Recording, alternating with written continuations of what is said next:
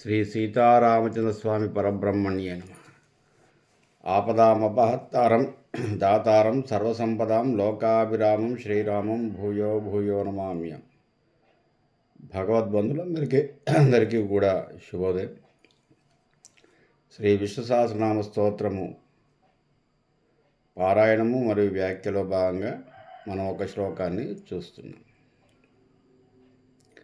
సుప్రసాదః ప్రసన్నాత్మా విశ్వభుగ్ విభుః సత్కర్తా సత్కృతః సాధు జన్మన్నారాయణో నరః. ఈ శ్లోకంలో మనం సుప్రసాదః ప్రసన్నాత్మా, చల్లని చూపులు ప్రసరించువాడు భక్తుల మీద అని చెప్పుకున్నాం. అయితే నిన్న ఒక సంశయాన్ని అడిగారు. అంటే మనం ఏదో తిరుపతి వెళ్ళాము, స్వామిని చూసాము, ఏదో 2 సెకండ్లు 3 సెకండ్లు చూసాము.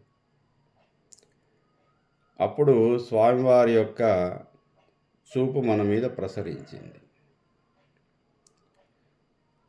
అదే మనకు సుప్రసాద అని చెప్పుకున్నాం. కానీ ఒక అతను అడిగాడు, గురువుగారు, మనం 1-2 సెకండ్లకు స్వామిని చూస్తేనే మనకు ఆయన దీవెనలు వస్తాయి, సుప్రసాద ఆయన చూపు పడటం వల్ల మన కోరికలు మన్నింపబడతాయి అనేది నమ్మకం కదా. మరి దేవాలయంలో ఉన్న సిబ్బంది కానివ్వండి, అక్కడ ఉన్నటువంటి పూజారులు కానివ్వండి, లేదా ప్రధానార్చకుడు 24 గంటలు తిరుపతి దేవాలయంలోనే ఉంటారు కదా. మరి వాళ్ళకి ఎంత కృప ఉండాలి భగవంతుడి యొక్క. అంటే ఒక్క క్షణం చూస్తేనే మనకు స్వామి దర్శన భాగ్యం చేతనే మన కోరికలు మన్నింపబడటం, మనకు శుభం జరుగుతుంది అని అనుకుంటున్నాం కదా. మరి 24 గంటలు వారి సేవలోనే ఉన్నారు కదా ఆలయ సిబ్బంది. అక్కడ లైన్లో పంపించేవాళ్ళు, సెక్యూరిటీ గార్డ్స్,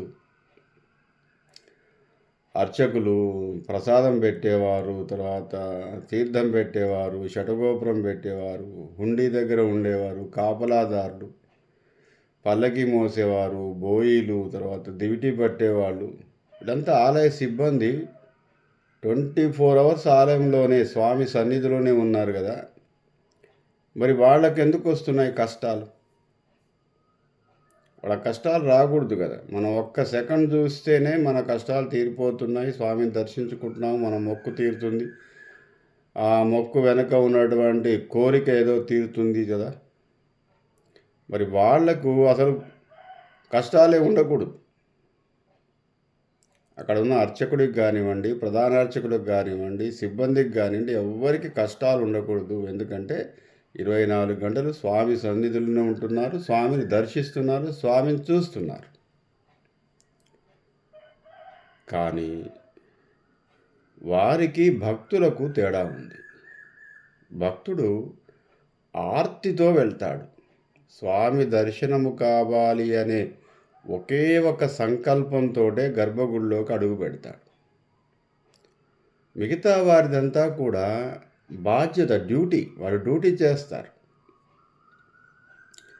అక్కడ ఉన్న అర్చక స్వామి ఇప్పుడు ఆరాధన అయిపోగానే అర్చన 8 గంటలకు అయిపోవాలి, అభిషేకం 9 గంటలకు అభిషేకం అయిపోవాలి, ఇంకేదో తోమాల సేవ, 10ంటికి ఇంకేదో సేవ కాగానే మళ్ళీ 12 గంటల లోపు ఆరగింపు అయిపోవాలి, తర్వాత స్వామిని అలంకరణ చేయాలి. ఈ జాస్ అంతా కూడా ఆయన డ్యూటీ మీదనే ఉంటుంది. అక్కడ లైన్లో మనని పంపించే సిబ్బంది భక్తుల్ని పంపించాలి, తొందరగా నెట్టివేయటమే. స్వామి మీద ఏం లగ్నం కాలేదు వాళ్ళ మనస్సు, ఆ కోరికతో కూడా ఏం లేరు వాళ్ళు అక్కడ. మనం అడుగుపెట్టిన మరుక్షణం మన కోరికని చెప్పుకుంటూ స్వామిని దర్శించాలని ఆర్తితో వెళ్తాడు భక్తుడు. ఆ ఆర్తి కానీ ఆ మనసు కానీ అక్కడున్న సిబ్బందికి ఉండదు. వాళ్ళు కేవలం బాధ్యత, డ్యూటీ అయిపోవాలి, ఇంటికి వెళ్ళాలి, ఇంట్లో మళ్ళీ ఏవో బాధ్యతలు, అక్కడ సెక్యూరిటీ గార్డ్ 8 అవర్స్ అయిపోయిందా ఇంటికి వెళ్ళిపోవాలి, ఇంతే. ఆ 8 అవర్స్ స్వామిని చూస్తూ కూర్చోడు. నీకోసమే వచ్చాను నాయన, నీకోసమే ఈ డ్యూటీ చేస్తున్నాను ఏమనడు ఆయన. నా కుటుంబం కోసం, నా ఉదర పోషణార్థం కోసమే నేను డ్యూటీ చేస్తున్నా. కాబట్టి వారికి ఆ మనసు ఉండదు. ఎవరికి ఆ మనసులో ఆర్తితో ఉంటారో, స్వామి నీ దర్శనం కోసమే వచ్చాము, పిల్లా పాపలతో కష్టపడి 2 రోజులు 3 రోజులు శ్రమట వచ్చి మీ దగ్గరికి వచ్చాము స్వామి, మీరు నా కోరిక మన్నించాల్సిందే అని చెప్పేసి మనము, భక్తులందరూ కూడా ఆ విధంగా చూస్తారు. కాబట్టి స్వామి యొక్క దర్శనం చేత భక్తుల యొక్క కోరికలు మన్నింపబడతాయి. అక్కడ ఉన్న సిబ్బందికి కానీ అర్చక స్వామికి ఎటువంటి స్వామివారి యొక్క దయ ఉండదు. ఒకవేళ వారు కూడా ఒకరోజు సెలవు పెట్టేసి, స్వామి నీ దర్శనం కోసమే వస్తాను, ఈరోజు నేను నా బాధ్యతలు ఏమీ నిర్వర్తించకుండా నీ యొక్క సేవకే వస్తాను, నిన్ను దర్శిస్తాను, నీ చూపు నా మీద ప్రసరించాలి అని గనక వాళ్ళు మళ్ళీ లైన్లో వచ్చేస్తే భక్తుల మాదిరిగా వారికి ఆ దర్శన భాగ్యం కలుగుతుంది. కాబట్టి నిరంతరం స్వామి సన్నిధిలో ఉన్న, ఇప్పుడు జయ విజులు ఉన్నారు, వైకుంఠంలో ఉంటారు ద్వారపాలకులు, వాడికి ఏం మోక్షం రాలే, పైగా శాపగ్రస్తులయ్యారు. అయ్యి 3 జన్మల్లో రాక్షసులై పుట్టారు. అయ్యో, శ్రీమన్నారాయణ సన్నిధిలో ఎల్లవేళలా కాపలాదారులుగా ఉన్నటువంటి జయ విజయులు శాపగ్రస్తులయ్యారు. వాళ్ళ మీద దయ ఉండాలి కదా శ్రీమన్నారాయణకి. అరే, ఎవరి భాగ్యం వాళ్ళదే, ఎవరి జీవితం వాళ్ళదే రాబాయి, నువ్వు కేవలం నా వైకుంఠంలో నిలబడ్డావు, కాపలా కాస్తున్నావు అంతే. నా దర్శనం కోసం ఏమన్నా తప్పించావా, నా కోసం తపస్సు చేసావా, నన్ను ఎప్పుడైనా అడిగావా? ఏం లేదు, శాపగ్రస్తులు అయిపోయారు. అట్లాగే ఏదో డాక్టర్ గారు ఉంటారు, ఆ పరివారం ఉంటుంది, కంపౌండర్లు ఉంటారు, అక్కడ ఉన్నటువంటి సిస్టర్స్ ఉంటారు, అడిగితేనే చెబుతాడు ఏదైనా సలహా. నిరంతరం డాక్టర్ గారి పక్కనే ఉన్నారు కాబట్టి వాళ్ళకి రోగాలు రాకుండా ఉంటాయా? వాళ్ళకు వస్తాయి. వాళ్ళు కూడా రోగం వచ్చినప్పుడు మళ్ళీ డాక్టర్ గారి దగ్గరికి వచ్చేసి, ఓపీలోకి వచ్చేసి మళ్ళీ డాక్టర్ని సంప్రదించి, సార్ నాకు మీ దగ్గర పని చేస్తున్నాను కానీ నాకు ఈ రోగం వచ్చింది, దీనికి ట్రీట్మెంట్ ఇవ్వండి అంటేనే ఇస్తాడు. అంతేగాని రోజు ఒకసారి వాళ్ళనేమో అడగడు, నీకేమైంది అని చెప్పి. వాళ్ళు అడిగితేనే చెబుతాడు, అది కూడా పేషెంట్ లాగా వస్తేనే. అట్లాగే భక్తుల్లాగా వస్తేనే ఆయన సుప్రసాద. భక్తుడిలాగా కాకుండా ఇంకా వేరే ఏ మార్గం ద్వారా ఆయన దరి చేరినా ఆయన చూపు ప్రసరించదు, కోరికని మన్నించడు, ఆయన కృప ఉండదు. 100% ఇది. ఎవరు ఆర్తితో తనను నమ్మి తన సమక్షంలోకి వచ్చేసి, స్వామి నాకు ఇది కావాలి, అది ప్రకృతి ధర్మము, భగవంతుడి యొక్క ధర్మం, అది భగవత్ స్వరూపుడికి, భగవత్ లక్షణాలు గల వారికి ఉన్నటువంటి లక్షణం ఏమిటంటే ఆర్తితో అడిగితే తీరుస్తారు. మనం law of nation, law of universe అని చెప్పుకున్నాం. యూనివర్స్కి ఉన్నటువంటి శక్తి ఏమిటంటే అడిగితే ఇస్తుంది. యూనివర్స్ అంటే భగవంతుడే, ప్రకృతియే దేవుడు, కాలమే దేవుడు. కాబట్టి కాలాన్ని, ప్రకృతిని అడుగుతూనే ఉండాలి. అడుగుతూ ఉంటే, ఆర్తితో అడుగుతూ ఉంటే ఆ కోరిక తీరుతుంది. దానికి సంకల్పం కావాలి. సంకల్పానికి నిశ్చలమైన మనస్సు కావాలి. నిశ్చలమైన మనసు కావాలంటే కోరికలు అదుపులో ఉండాలి. ఇట్లా ఒకదానికొకటి లింక్. ఈ లింక్ అంతా ఉంటేనే స్వామి దర్శనం. కాబట్టి మంచి ప్రశ్న వేశారంటే, నిరంతరము స్వామి సన్నిధిలో ఉన్నా కూడా ఆర్తితో మనసు లగ్నం కాకపోతే స్వామి యొక్క కృప ఉండదు. అది కేవలం వాళ్ళ బాధ్యతలు నిర్వర్తిస్తూ వెళ్ళిపోతారు. వాళ్ళ డ్యూటీ, వాళ్ళ పని, వాళ్ళ వృత్తి అది.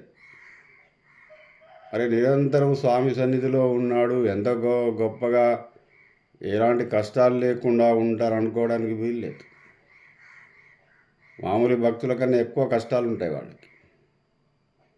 ఎందుకంటే స్వామి సన్నిధిలో ఉంటూ కూడా డ్యూటీ మీదనే ఉంటుంది వాళ్ళ మనసు. అయ్యో చూద్దాం స్వామిని అనిపించదు. మనం ఏమనుకుంటాం, తిరుపతిలోనూ తిరుమలలో ఉన్నవాడు రోజు పోతాడు గుడికి, రోజు వెంకటేశ్వర స్వామిని దర్శించే భాగ్యం కలుగు, వాడు సంవత్సరానికి ఒక్కసారి కూడా పోడు, ఒక్కసారి కూడా పోడు. కాబట్టి మనం ఆర్తితో పిలిస్తే ఇచ్చేటటువంటి గుణం గలవాడు సుప్రసాద ప్రసన్న ఆత్మా. తర్వాత విశ్వదృక్. దృక్ అంటే చూపు. విశ్వాన్ని చూస్తూ ఉంటాడు. ఈ చూపు ద్వారా ఎవరికి ఏం కావాలో ఇస్తారు. ఎవరు తనను ఏ దృష్టితో చూస్తున్నారో కూడా చూస్తాడు. తనను వ్యతిరేకించే వారికి కోరికలు తీర్చడు. ఆయన లక్షణం కాదది, ప్రకృతి లక్షణం కాదు, సమయ లక్షణం కాదది. సమయాన్ని ఎవరైతే గౌరవిస్తారో, అరే విలువైనది సమయము, ఈ సమయాన్ని వృధా చేయకూడదు, జీవితంలో ప్రతి క్షణం ఉన్నతమైనదే, ఉత్తమమైనదే, భగవత్ స్వరూపమే అని ఎవరైతే సమయాన్ని దైవంగా భావిస్తారో వాడికి అన్నీ కలిసి వస్తాయి. ఎవరు సోమరిపోతే సమయాన్ని వృధా చేస్తారో వాడికి ఏది కలిసి రాదు. సమయం గడుస్తుంది అంతే, దీంట్లో ఏముంది పెద్దగా అనుకుంటాడు వాడు. కానీ ప్రతి క్షణాన్ని విజయవంతం చేసేవాళ్ళు ఉంటారు. వాడికి అన్నీ కలిసి వస్తాయి. పైగా నమ్ముతాడు సమయాన్ని. ఏది దుష్ట సమయము, ఏది మంచి సమయము, ఏ సమయానికి ఏమి చేస్తే ఏమి జరుగుతుంది, ఎలా విజయవంతం అవుతాము, మనకున్న ఈ సమయాన్ని సద్వినియోగం చేసుకునేటువంటి అవకాశం ఏముంది, ఇలా పరిశీలిస్తూ ఉంటాడు ఆర్తితో. వాడికి అంతా కలిసి వస్తుంది. ఎవడు సమయాన్ని వృధా చేస్తాడో, ఎవడు ప్రకృతిని నిర్లక్ష్యం చేస్తాడో, ఎవడు భగవత్శక్తిని నమ్మకుండా ఉంటాడో వాడికి ఏది జరగదు. మీరు పరిశీలించండి. ఈ మూడు చేసిన వాడు మాత్రమే విజయవంతం అవుతాడు. సమయాన్ని సద్వినియోగం చేసుకోవడం, ప్రకృతిని కాపాడుకోవడం, ప్రకృతి ధర్మాలకు అనుగుణంగా జీవితాన్ని మలచుకోవడం, భగవత్శక్తిని నమ్మటం. ఏదైనా ఒక శక్తి ఉంది, అది ప్రపంచాన్నంతా లీడ్ చేస్తుంది అని ఎవరికి నమ్మకం కుదురుతుందో వాడు విజయాన్ని సాధిస్తాడు. దాంట్లో ఎటువంటి సందేహం లేదు. అందుకే విశ్వదృక్. దృక్ అంటే చూసేవాడు. విశ్వాన్ని అంతటినీ కూడా చూస్తూ ఉంటాడు. విశ్వంలో ఉన్నటువంటి ప్రాణుల యొక్క స్థితిగతులను పరిశీలిస్తూ ఉంటాడు. అందుకే స్థితికారకుడు. ఎవరికి ఏ పరిస్థితిలో ఎలాంటి సమయాన్ని కేటాయించాలో ఆ విధంగా కేటాయించి వారి పరిస్థితిని గమనించువాడు విశ్వదృక్. అందుకే మన వాళ్ళు చిన్నప్పుడు అరే ఏం చేసినా దేవుడు చూస్తాడు అంటాడు. వాస్తవం. అదొక ఆధ్యాత్మిక వాక్యం, గొప్ప వాక్యం. అలా లేకపోతే ధర్మంగా ఉండలేము. అన్ని అధర్మ ప్రవర్తనని కలిగి ఉంటాం. అది భయం కాదు, దేవుడు ఉన్నాడు అనేటువంటి ఒక నమ్మకంతో ధర్మంగా ప్రవర్తించడానికి ఒక మార్గం అది. అంటే దేవుడు అని చెప్పేసి భయపెట్టి చేసే ప్రవర్తన కాదు. ఇప్పుడు చిన్నపిల్లవాడు ఏదైనా పొరపాటు, అరే నాయన చూస్తాడురా, మా నాయన చూస్తే కష్టం, అమ్మ చూస్తే కష్టం. అమ్మ లేదు అక్కడ, నాన్నగారు లేరు, కానీ నాన్న చూస్తే ఈ పని చేయకూడదు, ఏదో ఒక శిక్ష వేస్తాడు, ఆయన్ని ఇబ్బంది పెట్టిన వాళ్ళం అవుతాం. దానివల్ల సత్ప్రవర్తనని కలిగి ఉంటాడు. ఏదో పాఠశాల రే గురుగారు సార్ చూస్తాడరా, అది ఒకవేళ సార్ దూరంగా ఉన్నా కానీ ఇక్కడ మనం ఈ పని చేశాను పొరపాటున సార్ చూశాడనుకో ఏమనుకుంటాడు, మనకు శిక్ష వేస్తాడు. అది ఒక ఒక రకమైనటువంటి సత్ప్రవర్తనకు మార్గం. అది భయమేమి కాదు, గౌరవం, భక్తి. అట్లాగే భగవంతుడి మీద భక్తి. అరే దేవుడు చూస్తాడు, ఈ పొరపాటు చేస్తే మనకి శిక్ష తప్పదు, ఇది ఈ పాపం, ఇది ఈ చెడ్డ పని చేయకూడదు. అదొక పెద్ద ఆధ్యాత్మిక ఒక ఫిలాసఫికల్ వర్డ్. పైవాడున్నాడు చూస్తాడు. దానివల్ల మానవులంతా ప్రవర్తనలో ధర్మాన్ని కలిగి ఉంటారు. విశ్వదృక్ అంటే అదే దేవుడు చూస్తున్నాడు, మనం ఏం చేసినా ఆయన సాక్షి, ఆయనకు అన్నీ తెలుస్తాయి. ఎందుకంటే విశ్వదృక్, ఆయన చూడలేదంటూ లేదు. మనం ఈ అధర్మ ప్రవర్తన కలిగి ఉంటే, ఈ చెడ్డ పని చేస్తే ఆయన చూస్తాడు. చూసి ఏం చేస్తాడు, ఏదో చనిపోయిన తర్వాత శిక్ష కాదు, చెడ్డ పనికి సంబంధించినటువంటి కర్మ ఏదైతే ఉందో దాన్ని ఎమ్మటే ఇచ్చేస్తాడు. త్రిభిర్వర్షై త్రిభిర్మాసై త్రిభిర్ధినై అత్యుత్కటై పాపపుణ్యై ఇహైవ ఫలమశ్నుతి అని చెప్పుకున్నాం మనం. వెంటనే మనకు ఆ పనికి కావలసినటువంటి పరిహారాన్ని వెంటనే ఇచ్చేస్తాడు. అరే ఇది అనుభవిస్తాం. ఎందుకంటే నేను చూడట్లేదు అని చెప్పుకొని ఏదేదో పొరపాటు చేశావు. మరి ఈ పొరపాటుకి ప్రాయశ్చిత్తం ఉండాలి కదా, దాని ఫలితం ఉండాలి. మంచి చేసి ఎట్లాగైతే ఫలితాన్ని ఆశిస్తున్నామో, బాగా చదివినప్పుడు మార్కులు ఎట్లాగైతే పిల్లవాడు ఆశిస్తున్నాడో, చదవనప్పుడు అంతే, ఫెయిల్ మార్కులే అంతే. ఏది చేస్తావో దానిని అనుసరించి, కర్మని అనుసరించి, చేసిన క్రియని అనుసరించి కర్మ. బుద్ధి కర్మానుసారిణి. బుద్ధి ఏం చేస్తుందంటే కర్మను అనుసరిస్తుంది అంతే. కాబట్టి ఆ విధంగా చేసేటటువంటి పనికి వెంటనే ఫలితాన్ని ఇస్తాడు. ఏమిస్తాడు, ఎలా ఇస్తాడు, ఏ రూపకంగా ఇస్తాడు, మంచి పని చేస్తే మంచి ఎలా వస్తుంది, చెడ్డ పని చేస్తే చెడు ఎలా జరుగుతుంది అనేది ఆయన నిర్ణయం అంతే. అందుకే కర్మలు చేయడందే నీ యొక్క మనసు కానీ ఫలితాన్ని ఆశించటంలో లేదు అని చెప్పాడు ఆయన ముందుగానే. అది చెడ్డ పనికి చెడు ఫలితము ఎప్పుడు ఎలా ఏ రూపకంగా ఆయన నిర్ణయిస్తాడు. మంచి పనికి మంచి ఫలితము ఎప్పుడు ఏ రూపకంగా ఎప్పుడో ఆయన ఇచ్చేస్తాడు అంతే. ఎప్పుడు వస్తుందో తెలియదు. ఒక మంచి పని చేశాము, దీని ఫలితము ఎప్పుడు వస్తుందో తెలియదు, ఆయన ఇస్తాడు. ఎంత ఇస్తాడో మనం చేసినటువంటి పనికి తగ్గట్టుగానే ఉంటుంది ఫలితము. అల్పమైనటువంటి చిన్న పని చేసి పెద్ద ప్రయోజనాన్ని పొందడానికి వీల్లేదు, అలా ఆశించడానికి కూడా వీల్లేదు. పెద్ద ధర్మాన్ని అనుసరించి పెద్ద కోరికను మనం మన్నించమని ప్రార్థించవచ్చు. కాబట్టి విశ్వదృక్, ఆయన చూస్తూనే ఉన్నాడు, నిరంతరము పర్యవేక్షకుడు.